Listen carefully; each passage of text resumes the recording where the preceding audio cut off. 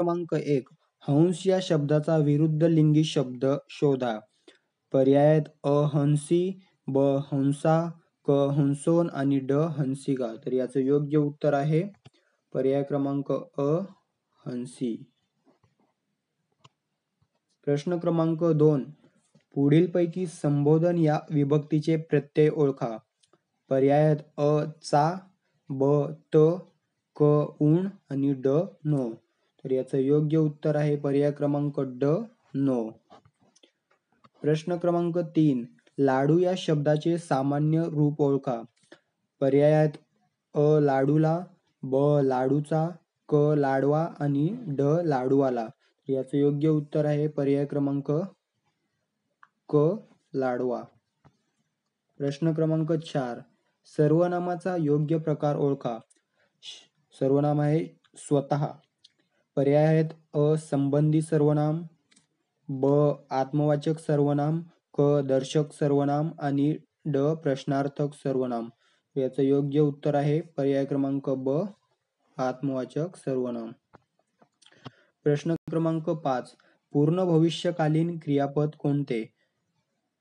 पर्याय आहेत अ वाचले वाचेल, अ वाचेल, ब वाचत असेल, क वाचत जाईल आणि ड वाचले असेल. तर याचं योग्य उत्तर आहे पर्याय क्रमांक ड वाचले असेल. प्रश्न क्रमांक 6. खालीलपैकी क्रियाविशेषण अव्यय ओळखा. पर्याय आहेत अ भरभर, ब मोठा, क की आणि ड आणि. याचं योग्य उत्तर आहे पर्याय क्रमांक अ भरभर. प्रश्न क्रमांक 7. खालीलपैकी शुद्ध शब्दयोगी अव्यय ओळखा. पर्याय आहेत अ कुत्रा सुद्धा, ब घराच्या बाहेर, क गावोगावी आणि ड मांडवाखाली. तर याचं योग्य उत्तर आहे पर्याय क्रमांक अ कुत्रा सुद्धा. प्रश्न क्रमांक 8. बाबांनी मुलास चोपले. प्रयोग ओळखा. पर्याय आहेत अ सकर्मक भावे, अ अकर्मक भावे, ब सकर्मक भावे, क सकर्मक कर्तरी आणि ड कर्मणी. तर याचं योग्य उत्तर आहे पर्याय क्रमांक ब सकर्मक भावे. प्रश्न क्रमांक 9. अबब केवढा हा उंच कडा. वाक्याचा प्रकार ओळखा. पर्याय आहेत अ विधानार्थी, ब प्रश्नार्थी, क उद्गारवाची आणि ड यापैकी नाही.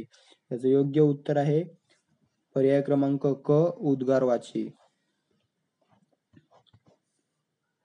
प्रश्न क्रमांक 10. पहिले पद महत्वाचे असणारा समास कोणता. पर्याय आहेत अ तत्पुरुष, ब अव्ययी भाव, क बहुव्रीही आणि ड कर्मधारय. तर याचं योग्य उत्तर आहे पर्याय क्रमांक ब अव्ययी भाव.